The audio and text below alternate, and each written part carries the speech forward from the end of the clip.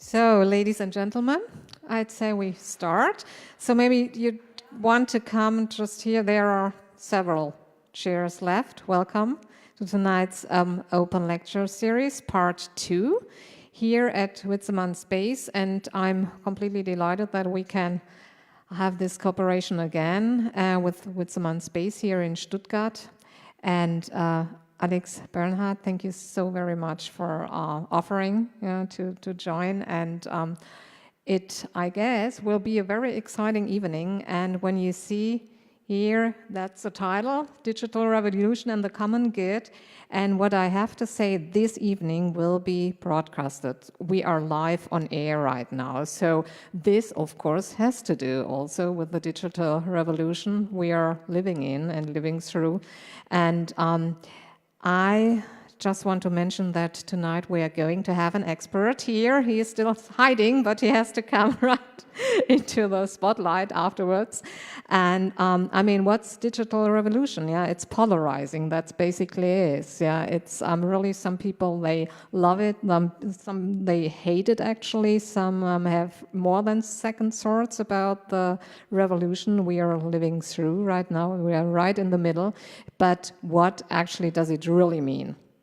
And this lecture is, that's all about it, yeah, and bringing us new perspectives and answering questions. And so I really want to ask you to join in afterwards for the Q&A session.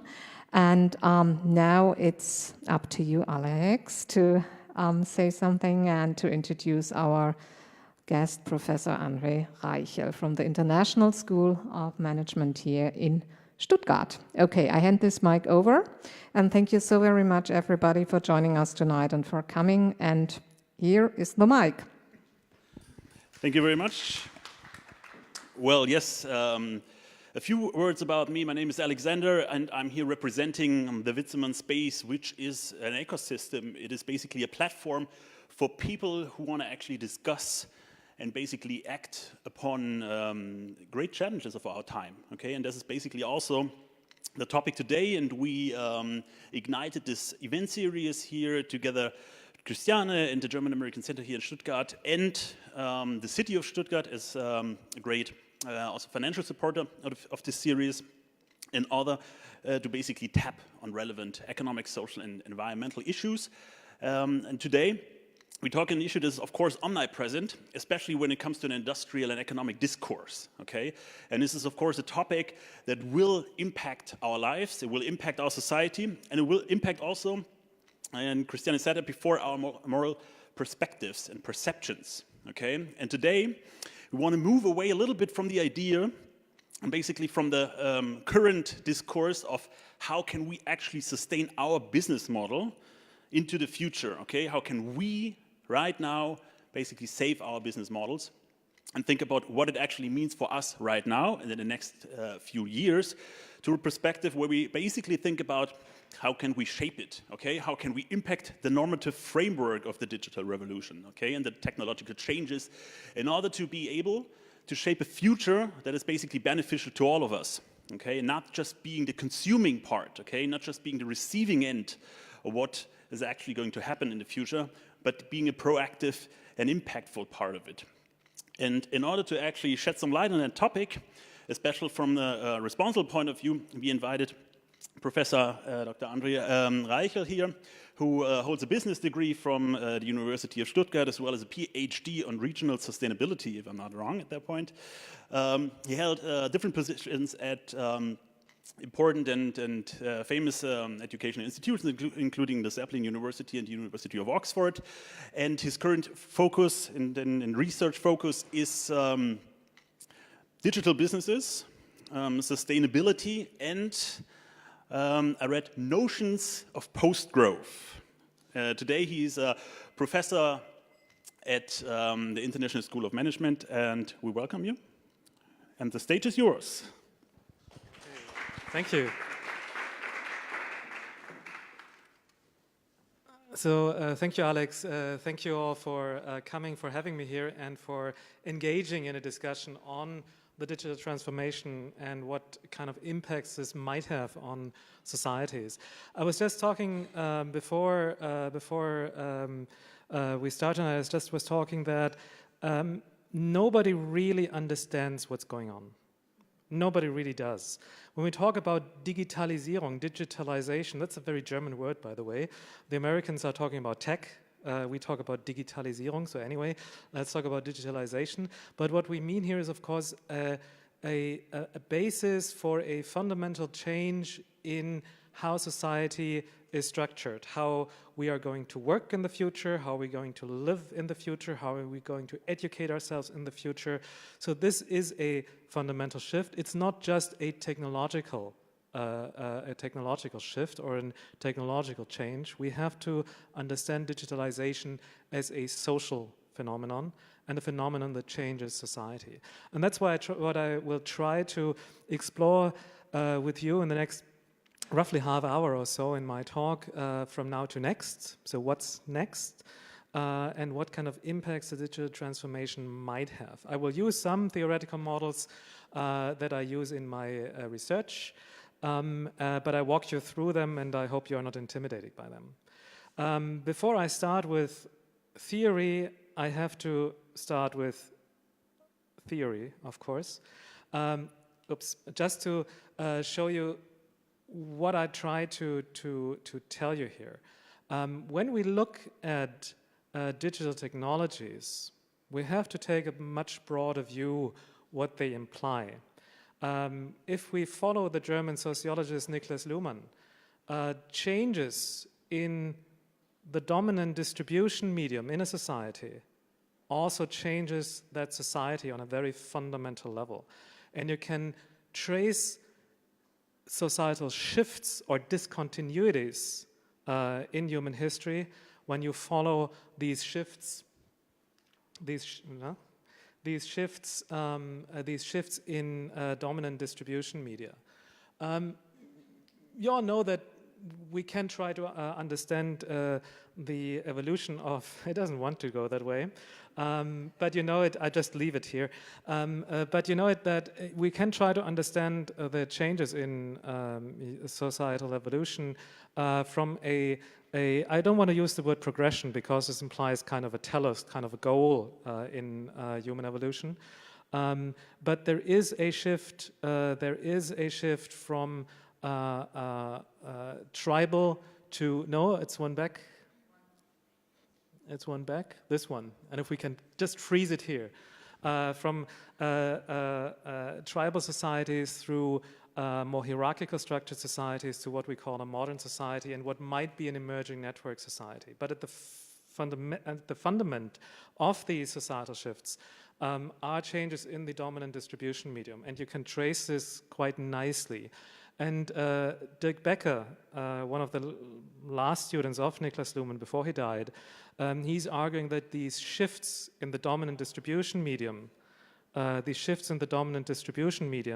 are always perceived as a crisis situation in society. And he illustrates this with the shift from scripture to the mechanical printing press. What happened between 1450 and 1550. What happened here was perceived as a crisis in society, that the old social structure did not work anymore, that suddenly society had an opportunity of communicating, of interacting with each other with much more complexity than before. The historical results of these changes can be perceived if we look at what happened between 1450 and 1550 and what followed from this evolution of the distribution medium. We see, of course, wars, we see revolutions, and we see a dramatic shift in how people perceive what society is. Luhmann used the word that society lost its head. We decapitated our kings and our emperors, but at the same time, society lost its center. And that is a shift, a fundamental shift, that we see from a hierarchically structured society to a modern society, which is much more fragmented without any clear center. And this was driven by a change in the evolution, in the underlying distribution medium. The interesting thing here, if we look at this last shift here from antiquity to modern society, technology was obviously not enough. We all know that the mechanical printing press was invented 100 years earlier on the Korean peninsula. And we know that the mechanical printing press did not have the same effect in every society that it was implemented. If we compare Europe, for example, with the Ottoman Empire, and that the mechanical printing press did not have the same results there. So it's not just technology. Technology opens up possibilities. It increases the possibility of how we communicate and how we interact with each other. But then we need to see what kind of social changes are occurring with these technological changes. And in this last great shift, we of course see in Europe great social changes. We see the rise of Protestantism. We see the age of discoveries, which were also the age of exploitation and slavery. We see the beginning of capitalism. All of this are social changes and social movements that accompany these technological changes. So if you want to understand what's happening here in this next shift from the modern society to what Dirk Becker calls next society, for want of a better word, we also have to understand that this technology, these digital technologies, are not alone here. They are also aligned with social changes. Social changes influence the development of digital technologies. Digital technologies connect to these social changes. And this is the hotbed or the birth ground of a different form of society. So that's just as a some preliminary remarks that we are talking about a larger scale change. It's not just, oh, well, there's a new technology. Now we can text each other, or we can send funny cat videos or so over the internet. That's obviously something that's going to happen, but there's a much deeper current running here and a much more fundamental change. And we don't have any experiences with that, because the last big fundamental change is 500 years ago. So this is really a different thing that we're talking about right now. I try to make sense a bit with a model. Don't worry, you don't have to understand it fully. This is a, no, it's without the blue stuff, exactly. It's trying to speed up, obviously, what I'm talking. This is a model also that is used by Dirk Becker and has been further developed by myself, where we try to analyze changes in the economic and societal environment of organizations.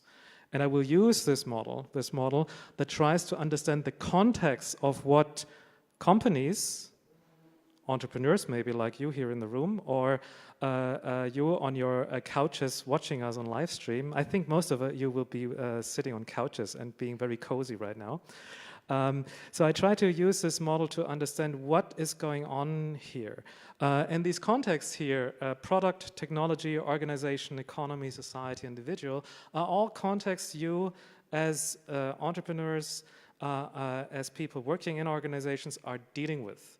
And I would like to invite you on a journey to understand what changes in these contexts when we introduce digital technologies, but digital technologies understood as a social phenomenon here. What I don't want to focus on, let's see if I can, okay, well, I don't want to focus so much on what goes on inside organizations. That is something for another time. And I think that you, especially here, connected with the Witzmann space, are working on these issues. How do digital technologies change the social behaviors, the social structures within organizations? So I just want to cross this out, but it will be important, and we'll come back to this later when we have the discussion. So I will just blank this one out. So we have a blank space, which is always nice, because on a blank canvas you can write stuff. And I will focus on the economy, the society, and individual, and what happens here if we look at digital technologies and the social change they they start. So let's start first at the economy. If we look at the economy, which is, of course, a fundamental level here, whenever we have large-scale changes, economic changes occurring, it's always helpful to look to Karl Marx and ask Karl Marx, what the heck is going on here? And maybe Karl Marx has something interesting to say. When we look at digitalization and economic circumstances, economic interactions and transactions, we, of course, look very closely into the nature and the function of data in this new economy and what this implies. There's a lot of discussion going on with data, with big data and whatever. I'm not so sure if big data is a good word or if this will lead to anything interesting. But data, of course, is a very peculiar potential medium for economic transactions. So what is going on actually here with digitalization? Just to maybe retread some of the steps that Karl Marx took in the 19th century. Marx was looking at different types of economic transactions and what kind of economic transactions they are.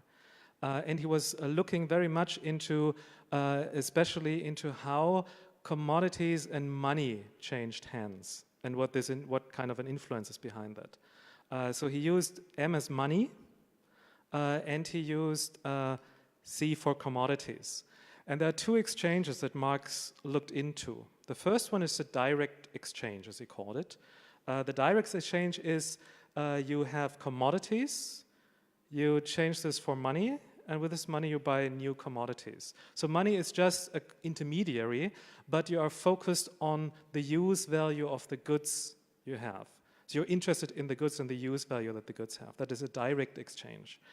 And this is a very basic and fundamental economic exchange. However, Marx also was looking into a second type of economic exchange, and this is money exchange. What kind of role money plays here? And this is interesting because he also was saying we could also reverse the idea. It's not so longer that we're interested in the use value of a commodity, but we're just interested in the exchange value of it, which means that we take money, we invest it in a commodity, and we try to make more money out of it. And that's the M with a little dash here. And that is actually a very dominant form of how we perceive economic transaction. Money is exchanged for commodities only to make more money. Investors are investing in your businesses, not because they're nice people, they just see you as an investment vehicle. And maybe you're promising, and then they will invest more.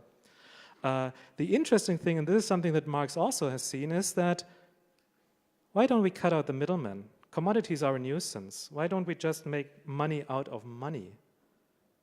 And this, of course, is the financial sector since the 1980s, what has led to the economic crisis in 2008 and 2009, that we had money turned into more money without this nuisance of commodities in between. What does this imply for data as an interesting new stuff in the economy, in the digital economy? And this is here. We could, of course, say data is just another commodity. And we invest money in data in order to make more money. However, if we look at the business models of companies like Google, for example, it's not that you are using money to get data to make more money. It's actually that you're using data to make money in order to get better data. That is actually what's interesting here for these companies. They are running on data. Money is just the intermediary here. You know, that's how it works. If you have these kind of businesses, you could, of course, ask yourself, why don't we cut out the middlemen here as well? Could this be something that will drive the economy in the future, that we have data in exchange for better data? And this is a very real possibility here, that we will see a substitute for money, because money is no longer interesting. What is interesting is to get better data, to have better data. So your data, your personal data, is the exchange that a company can create a data product that gives you better navigation, better suggestions for maybe another book or where you can do a holiday or whatever, and you pay this with your data. That's it. And this is something that's very interesting here, to understand this new digital economy as a data-driven economy, but data as a medium of transaction and a substitute for money. So that's something that we have to take in mind, and this is a very different thing here. Of course, if we look at it, there is more to that than just looking at data, and data can confuse us a bit if we are focusing too strongly on it. What is also interesting with the digital technologies in relation to economic interactions is that suddenly social aspects within economic transactions become important. And why is that so? An important element of digital technologies is the ability to connect and to collaborate. And that is something that is inherently social. When we talk about these technologies, what we actually are focusing on, and this is the nature of digitalization, that is the nature of digitalization, we're talking about collaboration. That's a fundamental aspect. It's not about competition. It's about collaboration and with whom you collaborate. That doesn't mean that you do not compete, but it shifts the focus completely on how to collaborate, how to connect. And who can make better connections? Who can collaborate better? That is actually the important part here in a digital economy. Further to this, and this is all, and you know this because we all are these kind of creatures, it fosters something different. It fosters what Alvin Toffler used to call in the 1980s prosumerism and presumption activities. The old dichotomy, here you have the active value producers, the companies, and here you have the passive consumers, the destroyers of value. This dichotomy is completely breaking down with these technologies. It's interesting because suddenly you have to produce something in order to consume something. If you are not contributing to a digital business model, if you're not willing to also be a value creator, you cannot get the value. It started in the 1980s or 1970s with ATM machines, because banking services suddenly required you to perform certain tasks that the bank teller used to do. And these kind of tasks have proliferated now. If you think in terms of business models in the sharing economy, or if you think in Amazon, you are contributing to the value creation of Amazon by giving reviews. That is a value creating activity. You create value for others, for Amazon, and therefore also for yourself, because then the system, the platform, is used much better. So that is something, prosumer activities, and this is kind of an interesting opportunity. By the way, it could also be an opportunity to cross out the economy. Why do you need companies when you can do it yourself? That is also a real possibility that we can see here. Now these are all fascinating concepts, of course, but if you and this is something that I'm a sustainability researcher, and I always scratch my head on this. When we talk about the digital economy, about data, about new digital business models, this is there is something missing in the discussion. And the funny thing is, all these digital businesses, applications, are not virtual. They are very, very real. They have a strong footing in the real world, and when I say real world, I mean the natural world. All this is blind to nature. When we talk, and you can ask yourself, if you are working in digital businesses or on digital business models or a digital startup, how often do you think, hey, what is the ecological footprint of this app? What is the ecological footprint if I really scale up my business model? What is the ecological footprint if we now all are running blockchain-based economic transactions or so? We never think that because, well, it's virtual, right? It's somewhere else, but it is not somewhere else. On a finite planet, there is no somewhere else. It's always here. So all of this discussion, actually, because it is so blind to nature, is pulling nature back into the focus. When we talk about digital businesses and digital technologies and the changes, what we're talking about is actually that we are leaving the fossil fuel age, the carbon-based economy maybe, But we're entering another iron age, because the lifeblood of the digital economy is actually not data, it is metal. Precious metals, rare earth metals. That is what drives all digital technologies, and all applications are needing these materials. And if you are stopped for a second and wonder where do they come from and how are they extracted, you are seeing the same exploitative mechanisms as in the fossil fuel based economy. Look how lithium is being extracted in South America. Look how precious metals for your smartphones are extracted in Africa. That is not a pretty process. It is not ecologically pretty, because it has a huge footprint, but it's also not socially very pretty, because in a lot of these countries we don't have things like good workers' rights, and in some countries we don't have good human rights. That is an issue. You have these problems, and this goes at the heart of the digital economy. So when we talk about a future digital economy, it is very clear that we have to take very strong care for the resources that go into it. The CSR head of Umicore, Christian Hagelücken is his name. Umicore is the largest battery recycler in Europe, in Belgium.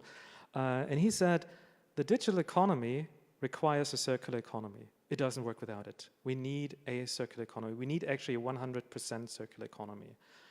And this is something that we have to focus on, and this will come much more to the fore the more digital business models will proliferate, the more digital our lives will become. I was talking with Tina about education.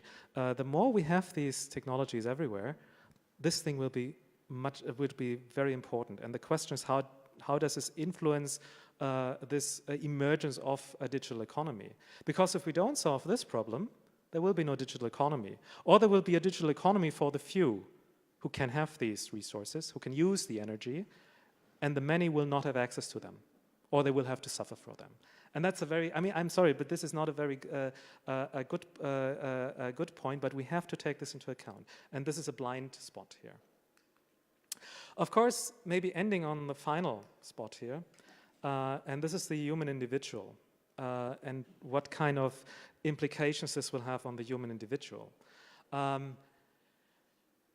was just, before I started the talk, I was just saying, well, it's like magic, this technology. Arthur C. Clarke used to say, every sufficiently advanced technology is indistinguishable from magic. And what we're doing here, we're creating magic. And what I mean with magic is that we forget that it's technology. We forget that this is technology.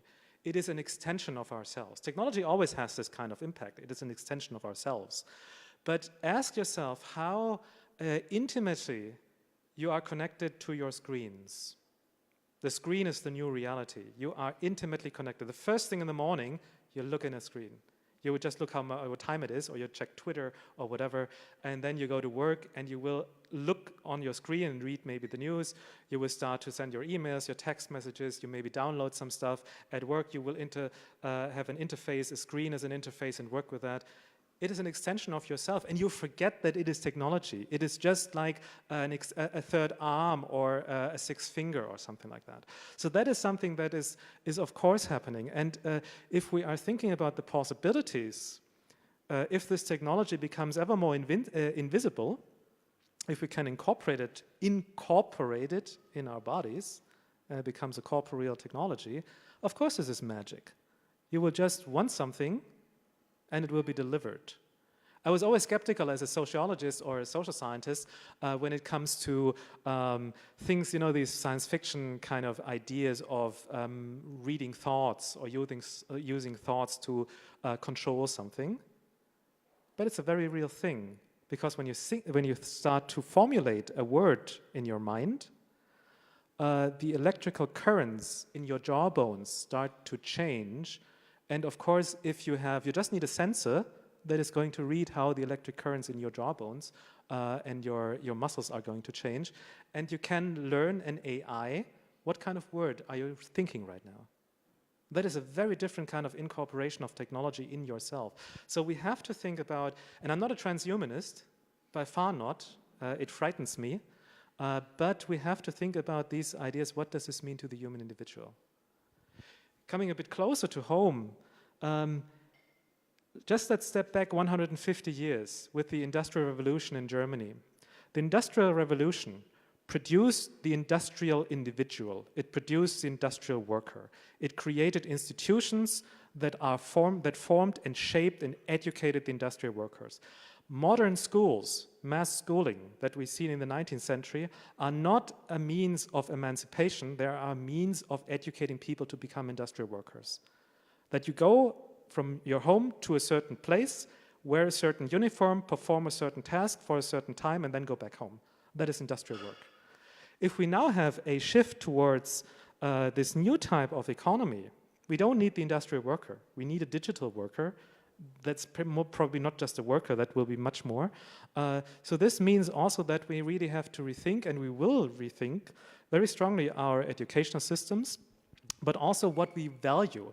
The industrial worker is valued for punctuality, for quality, for efficiency. These are the qualifications for the industrial worker. And I'm a native Schwabe here. I was born in Esslingen. These are, of course, values that I hold dear, but these are not the values of the digital age. We're talking about different things. We're talking about, remember, about magic. We're talking about creation, about collaboration, about very, very different virtues that we will need here. And the technology is pushing us into this direction, but we also want to push technology into the direction to help us become like that. So how do I want to conclude here? Of course, we have to look at a very different form. This is from one of my papers here. This is one of my papers here. How can you reimagine how the way we organize the economy, we organize business will change with the digital economy? You see that a lot of these things have changed. We can talk about each and every one of them, but the interesting thing is, what does this imply for each of these new emerging contexts here? And I have 1, 2, 3, 4, 5, 6, 7. I have 7 theses at the end. As a good academic in German, you always have to nail your thesis on the wall. So here are the theses. The first thing is, if we look at the product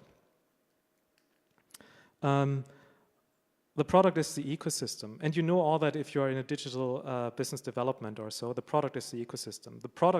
The single product is not interesting anymore. What is interesting is what kind of a ecosystem, what kind of a rich kind of network you can create, and does this rich network of products, of services that you create empower your users? And this will be something that we will value more. Are we going to be empowered by it? Remember, we incorporate this, we change ourselves with it. The other thing is, collaboration is the new manufacturing. We were so focused in the 20th and the 19th century on production, on manufacturing. Collaboration is the manufacturing. And the factory gates are always open. Everybody can enter the factory. What is the factory? It is not a real space anymore. It is an ideal space. And this is what you try here with this space maybe, but this is a reality that we have. I'm a management scholar and I teach leadership. And I have to admit, culture beats organization every day. Peter Drucker used to say, culture eats strategy for breakfast. And culture beats organization. And if you are talking about how can we lead these kind of changes or these kind of organizations, this will be highly decentralized. Everyone will do that because everybody has a means, not only the means of production, it's in our own hands, it's also the means of leadership. That's a very different thing. I'm from a management school. I don't know how to incorporate this in my curriculum. I'm really looking forward to coming up with a good idea for that. Talking about the economy is a diversity of different marketplaces. Companies have to understand, and all organizations have to understand, not just economic organizations, but also political, educational, and other organizations, that they are facing the entirety of society. They face the entirety of society. You cannot just justify, even if you're a business, a decision by looking at the economy. You have to also think about politics, about education, about science, about religion maybe, about the natural environment, and so forth. And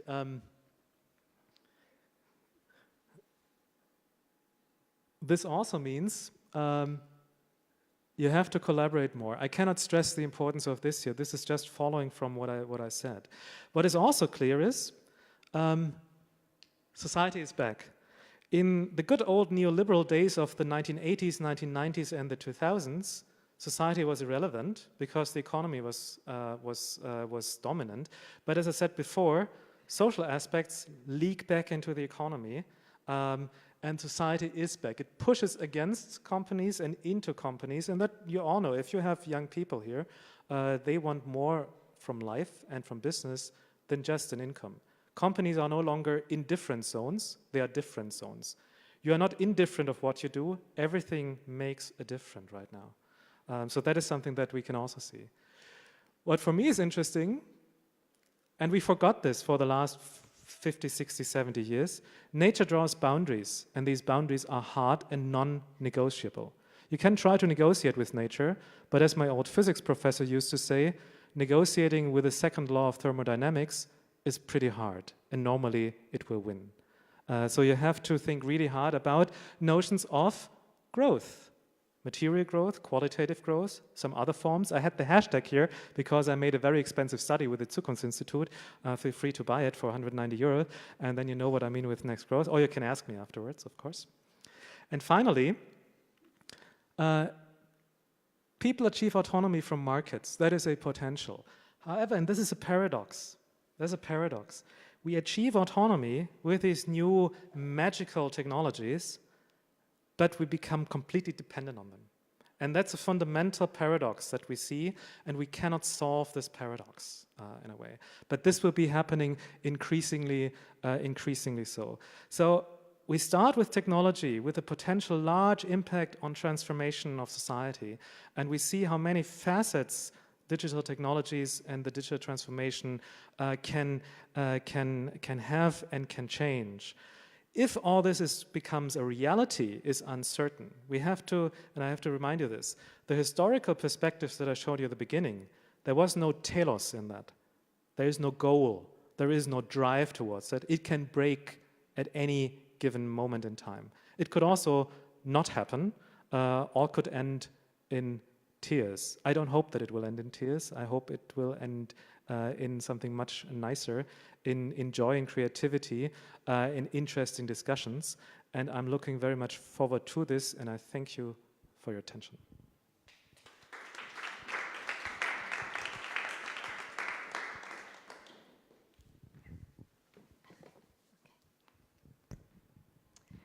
Yeah, so thank you so very much. I really enjoyed it immensely, your talk about all these different aspects, and I'm sure there are questions, and this is on you now.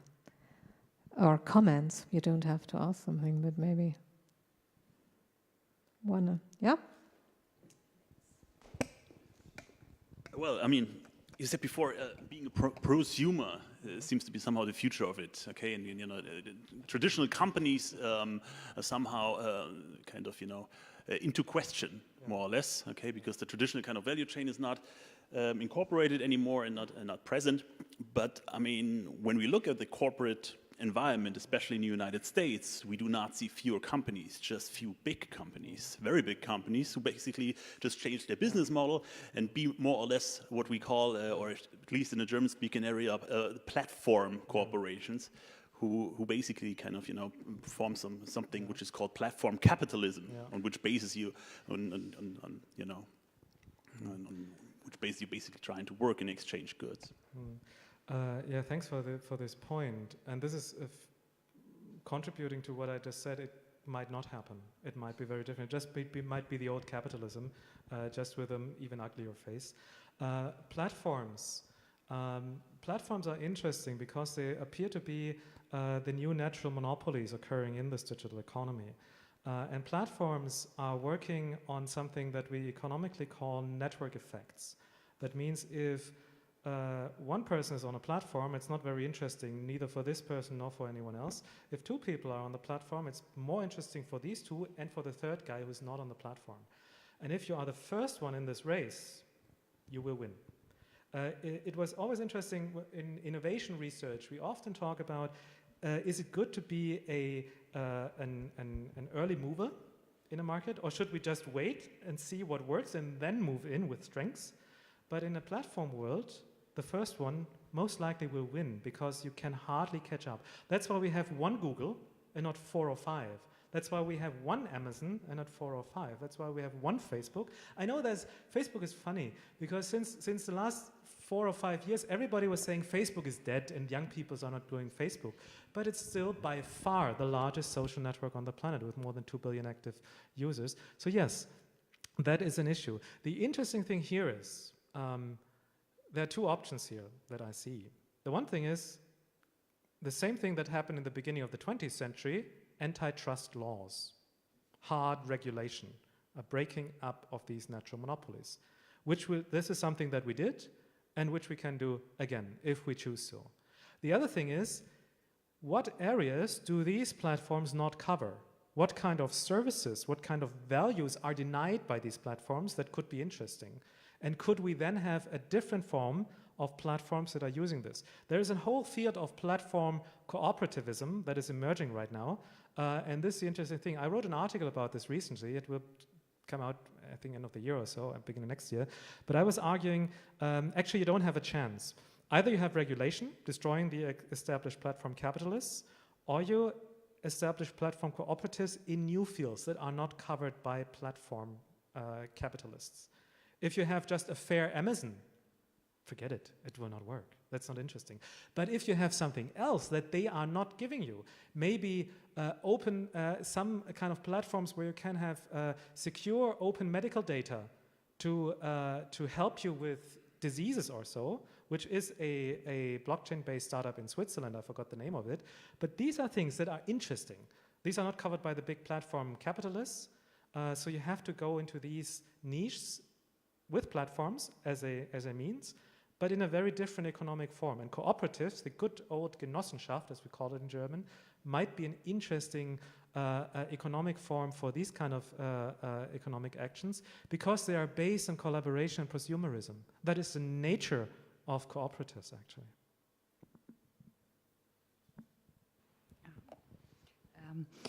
We talked about the Digitalpakt before. So that means that schools will have 25,000 euros every school to get more stuffs in the point of digitalization. So what would you say, what is the most big thing for schools to change? Because you said there is a Beziehung between between social change and digital change. So what do they have to change before they get money into stuffs for digitalization? Thank you for this. I'm not an expert in digital education. But what I see, I was at a podium in University of Tübingen just 3 or 4 weeks ago on this issue. I don't know why they invited me. Well, I know because one of my colleagues is working there, so I thought you can say something about digital anyway. But what I was observing there was that the focus on digital technologies in education is really just focusing on how can we use digital technologies in the education that we're doing. The question that I see here is rather interesting. What is a digital education, actually? How does education change if you accept the logic of digital technologies, of collaboration, of networking, of prosumerism that you created? We talk for the last 30 years, we talk about constructive learning or constructivist learning, and since maybe 10 or 15 years about flipped classroom approaches. And you have to go there. It's not enough to digitize your learning material or have tablets in the classroom. It is really fundamentally changing what does education mean in a digital age. I said before, in the industrial age, it was clear what education has to achieve. In the digital age, does education foster collaborative abilities, creativity, and all these things? And this is the first question you have to answer, and then we can talk about the tools that we need. But if you just throw in money and have tablets or good Wi-Fi in schools, well, okay, then people would just go on Snapchat or do these things, which is also fun. Maybe better education than the rest.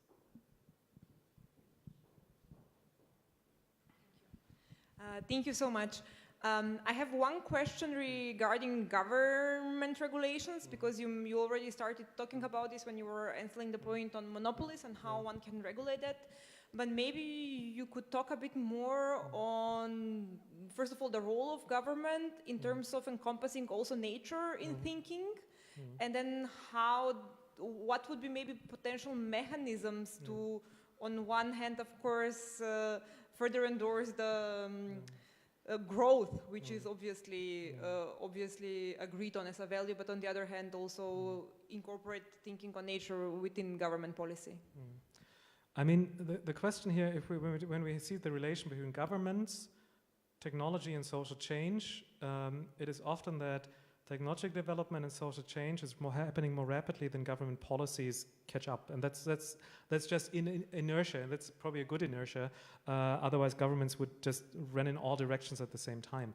But the question here really is, what can be the role of government? And if we have something very novel, like what I just described here, nobody knows the right direction. So there can be only a participatory and inclusive approach here if we talk about what kind of policies do we need. However, having said that we need a participative and inclusive approach to that, which means getting in experts and lay people to understand what do we mean by digitalization.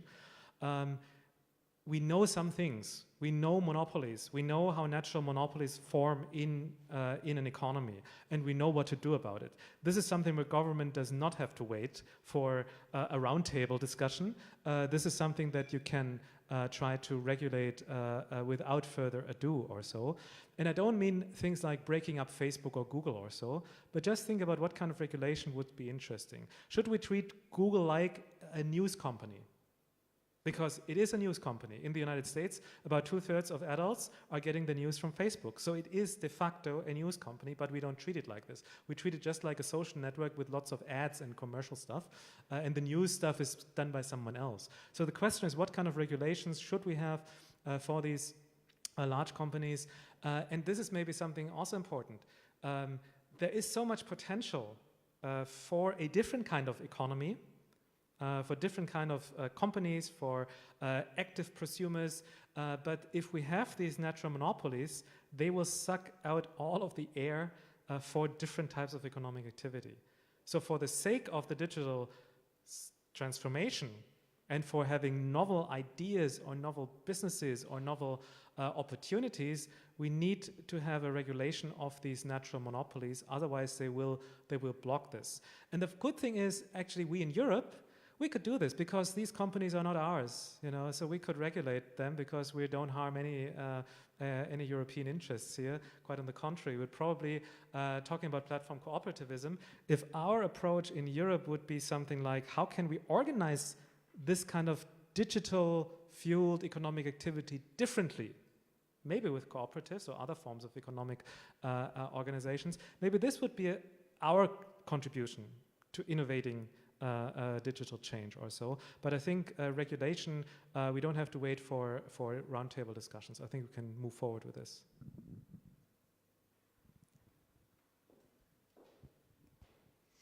Hi. Digital transformation is a big issue we all talk about every day. And what we see is that many, especially German mid-sized companies, are thinking that this whole digital transformation, digital change thing is something technology is leading this, which is for sure not. Behind all this is really this cultural change that we have, the whole experience behind this thing. And so really new business models will have a big chance, a bigger chance than they ever had in the last some years at least. So this might be a big chance for more social economy too, on my side. How do you think? I mean, it's a golden age for startups actually, or for creating something new, because transaction costs are so low, setup costs are so low. So it's actually really a golden age now. to do that. When you talk about SMEs, especially the Mittelstand and these mid-sized companies, they're coming from a traditional perspective, and it's okay to look at digitalization first as a technological issue and how to incorporate it. But of course, there's huge potential here also to develop and scale up their businesses on a global scale, if they're not already on a global scale. So there is a potential, but as you said, Markus, and I agree with you here, there is much more behind it than just having a new technology that enables us to have more efficient production processes or giving an add-on service to our customers, but really to rethink what we're doing here. And this is really the potential. But the question always is, are the old established incumbent firms the ones who will lead the change, or are they the new ones? I know this from sustainability research, and I'm very much disillusioned. I think we also have to understand that sometimes we have to let old companies die gracefully, you know, and in a socially good manner, and allow new companies to rise. I mean, this is market economy. This is the process that we talk here, and I think this is something that we. I know in Germany we don't like this normally because we want to preserve things that are there indefinitely.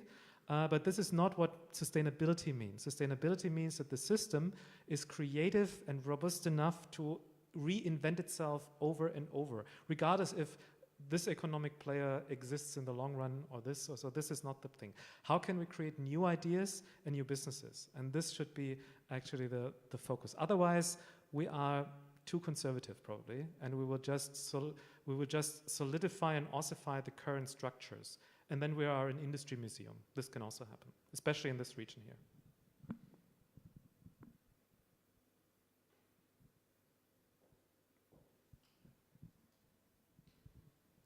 At the first slide, I believe it was, we saw the different evolution steps. And you were saying that different regions, geographical regions, had different, or received different influences by these evolution steps. Where do you see the regions that feel most of the changes in digitalization? There are two answers to that, or perspectives on it. The first perspective on it is that for the first time in human history, this type of change with the scale and scope happens everywhere. You know, there is no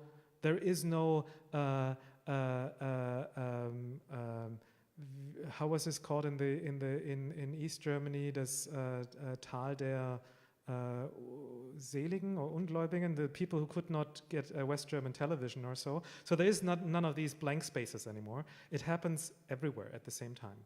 And you can see 2 or 3 weeks ago I was at a conference by the Stiftung für Entwicklung und Zusammenarbeit here in Stuttgart. And they had African entrepreneurs, social entrepreneurs from Africa, especially from East Africa, and they are pretty much advanced, and I would say more advanced when it comes to tech and providing novel services than probably a lot of the social startups here in Germany, because there's a real need, first because governments cannot provide these services, and they leapfrogged some technological developments probably, so it's happening everywhere. It's really happening everywhere. The interesting thing is now, where will be the new, and probably this is where your question is made, where will be the new hotspots of these developments, the new, let's say, leaders or dominant regions on the planet that will dominate this new kind of economy. And of course, we have still the United States, if you look at tech development and application of tech, and we also have China. But you also have these smaller hotspots like East Africa, where a lot of things are going to happen. So it's actually, you cannot really tell where it will happen, or what kind of regions will dominate. I think it will be a global phenomenon. The question really is, where are the leading industries in the future, in which countries? And this is something, as I said, I think the leading industries at the moment are probably not in Germany. That is the problem that we have. And it's not about just the industries, but about the creativity, risk-taking in order to apply it, but also play with it and see what kind of new businesses can be developed here or so. So this is happening somewhere else, I have the idea. What we do in Germany, and this could work, we always make these, I said it before, these wonderful roundtable discussions and try, just to try to be inclusive in everything. And that's not a bad thing because nobody knows what's going to happen, so we have to include different views. The question is, how long will this take? How long will this take? And my perspective on here is we need these round tables, these inclusive discussions on what does this all mean, but we need much more of them on different levels and all across Germany. When the German Chancellor was going around, or now from the Christian Democrats talking about the successor of Angela Merkel as the head of the CDU, they do these regional conferences. We need these conferences for digitalization. We need these conferences, what does this mean for society? And we need to be everywhere. Because right now it's often too much a top-level expert discussion, but everybody has to discuss this because it will be something that everyone will feel as an influence in their lives. And I think we have a tradition for that in Germany, and this we could do, to have these decentralized, also low-level discussions about digitalization, see what comes up. But I think this change will happen everywhere. And the question is just, where is the tech coming from?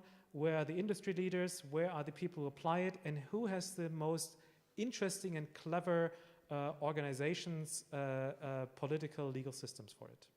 And maybe in the last part we could probably win.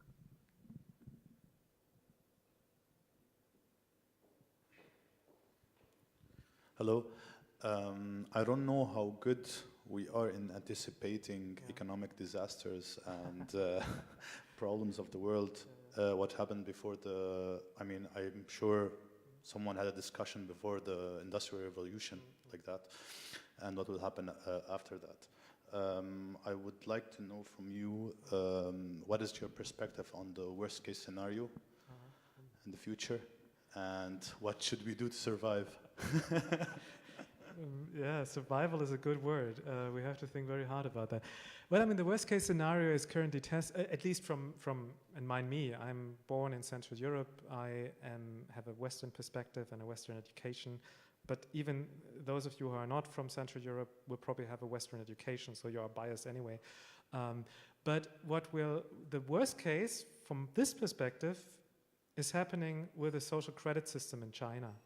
That is for me the worst case, or it could, maybe not the worst case, but it's going into this direction. I think the worst case will be much worse than that, but this is something that we see. We have these technologies, these magical technologies that are so incorporated in our everyday lives that we are ignoring them, and that we're actually happy if we get an evaluation back. If I buy some diapers, then it's good. If I buy a bottle of wine, maybe not so good. I don't want that, actually. But this is a very real possibility. Here in Europe, I think the worst case, or where we could move into such a trajectory, is, of course, when you think about this whole paradigm of a smart city and smart homes and smart mobility, because this means that these technologies are influencing what you do, when you do, how you do it. And if you're now having this incorporated, a wearable tech or maybe implanted tech, you can see where this can go. Add the social credit system in China, and then you have a digital totalitarianism, and everybody will be happy about it. Everybody will be so happy about it, until someone isn't. But this person has no place in that society. And we all know, and Harald Welzer, the German social psychologist, always says, violence is always an answer of society to changes, or if somebody wants to do something different. And this is a worst case thing, that we are living in a digital totalitarianism, but we will happily choose so. And this is a very real issue. Add to that the multiple ecological crises, add to that climate change, and then you can see that that it could be really nasty in the future. And we will have maybe a digital totalitarianism coupled with an ecological totalitarianism, because otherwise we could not have a safeguard on environmental conditions of the planet. This would be the absolute worst case scenario. And I think we have to do everything to prevent this, because the potential in these technologies is, on the positive side, to enhance our humanity, to actually be much fuller as a human being because we are much more empowered, but it could also lead to the ultimate diminishment of humanity as well. That's the worst case. We love that as Germans, right? You know, it's gloom and doom. That's good. Yeah, but my question actually is, what would you suggest if you, for instance, just became the Minister of Education in Germany? Yeah? What would you say? What would be your strategy to really well handle this kind of situation? I cannot answer that question. I'm not in education. I mean, it's funny from someone working in higher education for so long now, but I'm not an education expert. And maybe none of the ministers of education are education experts, but I think I would not be a good minister here, because ultimately education often is a means of domination.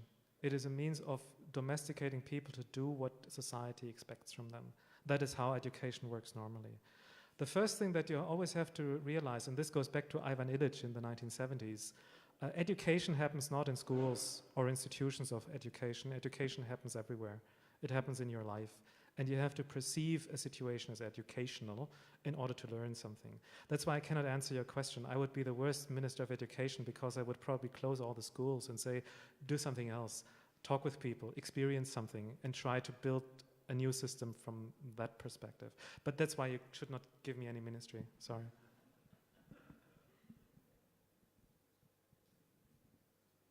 More questions?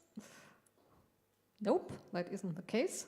So I have the pleasure to thank you very, very much, André, for your wonderful talk. Thank you. I really get very inspired.